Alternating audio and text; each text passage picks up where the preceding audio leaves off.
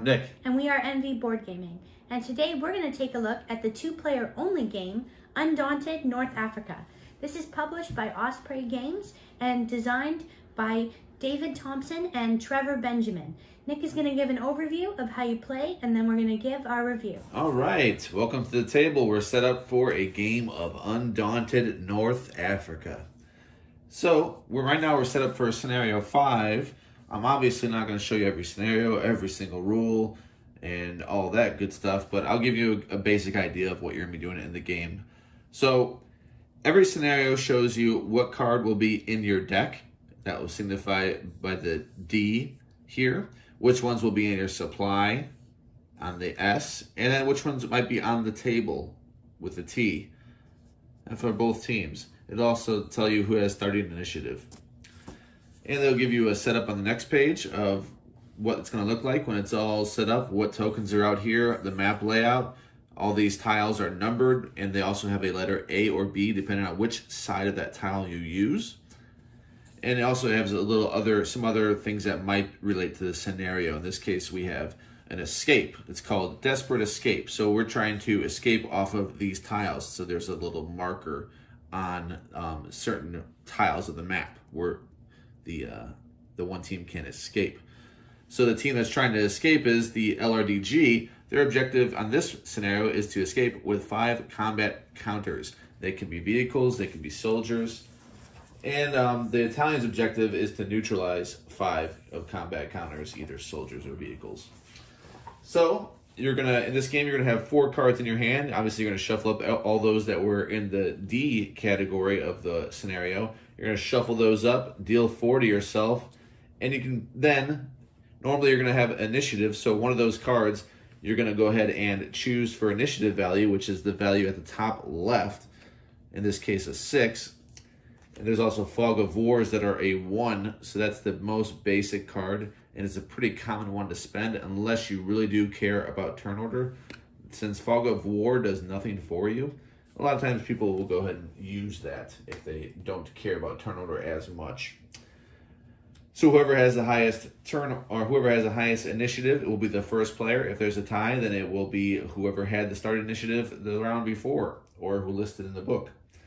So from then on, we're going to go ahead and play those 4 cards, or 3 cards, since one of them was spent on one of them was spent on initiative. So we're going to have these cards here, and you can choose an action on these cards.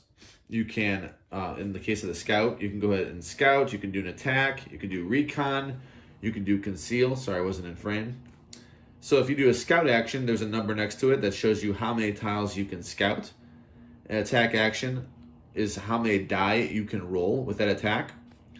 Recon and conceal is just going to be a play on, in this case, I'm not going to go over every single rule, but in this case, I'll go ahead and tell you, recon, you're going to be able to eliminate one of your Fog of War cards. And conceal, you're actually going to force your opponent to take a Fog of War into their discard. So scout is a pretty powerful action because in order for your crew to move, the tile will first need to be scouted. So the scout, in this case, is the scout on the Italian team starts off in this vehicle, so they can go ahead and get out of their scout car, which is actually over here, and start scouting if they would like. If it's an option that they can scout these tiles when they move. So it's a move plus the scout action. The scout action will give you these binocular tokens, and that just means that now your team can go ahead and move. So the scout got out of their scout car, decided to stop here and scout this tile. They have a 2 scout action, so they could move 2 tiles typically. Now, people that get out of the scout car, in which case we have the gunner here, he could move here now, whereas he could not before. Even with the scout car, I believe. You would need to navigate in order to do that. There's a navigate action that will just do the same as a scout, and there's also a surveil action that will as well. That would be with the planes, if we got into the plane card. Do I have one? I actually do have the plane card. In this scenario, we do have the recon aircraft, which has that surveil, so they can actually spot. They can look down and go ahead and scout 2 tiles as well. So just going to give you an idea like how, so their objective for this for this team over here, their objective is to leave, to get out of these. So they're going to be doing a lot of move actions. Whereas the Italian team, the darker brown shade, is going to go ahead and be trying to kill these individuals. They call it neutralize. So they're going to go ahead and try to neutralize 5 of these tokens. It could be the entire vehicle, and it could be the people inside the vehicle. It could be the people running around. But they're trying to neutralize. So let's go over how combat works. So let's say, for instance, our scout instead decided to do a combat. So they are over here to start. They decided to do a combat instead. And they're going to go ahead and target the engineer who is over here. What they do is they see how much value the engineer has defense, which is 5 at the bottom. They're also going to take the number that character is on, which is 1. This tile is a 1 value, so now it's a 6 defense. And they'll take the distance between the two. So it'll be a +2, 1, 2. So now their defense is 5 + 1 + 2, 8. Our attack value on the scout is a 1. So we get to roll 1 die, and we need an 8 or better. In this game, let me pull the dice over here. All right, in this game, a 0 is a hit every time. So if you roll a 0, that's an automatic hit, no matter how many value you needed. So I'll roll the die. It's a 4. My attack is unsuccessful. So I have spent my scout to attack unsuccessfully. He goes to my discard. Now, if I were to roll a person, let's say I had a person that had a 2 attack or a 3 attack that was over here. You're going to roll that many dice, but it is not cumulative. Instead, it is just if one of those results is at 8 or better, then it is successful, or 0, like I said. And it's all, if you had all 3 of them, 8 or better, it's still only 1 hit, just so you know. 1 hit, it's either a success or a fail. To take a hit, the team over here would discard a card that is an engineer. If I was shooting the engineer, they have to discard an engineer every time. First, they have to discard it from their hand if they can, if possible. Then their discard, and then their deck, if possible, in that order. So they're only discarding 1, but that's the order in which they would prefer to discard. Not prefer, but the way the rules are, that's how they have to do it. So as soon as you do not have one of those characters,